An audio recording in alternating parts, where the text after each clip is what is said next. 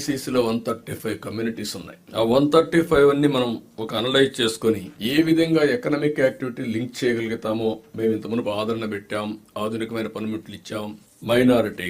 Minorities లో కూడా చాలా మంది పేదరికం ఉంది, ఎక్కువ మంది ఆటోమొబైల్ పైన డిపెండ్ అవుతారు.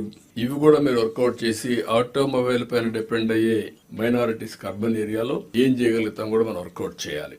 ఎందుకంటే ఒకసారి మనం యాక్సెస్ లో ఒక్కొక్కరు ఒక్కొక్క వృత్తి చేసుకుంటూ అదే విధంగా స్ప్రెడ్ అవుతా ఉంటాయి. దాన్ని రీఎన్ఫోర్స్ చేస్తూ నెక్స్ట్ లెవెల్ తీసుకుపోవాల్సిన అవసరం ఉంది.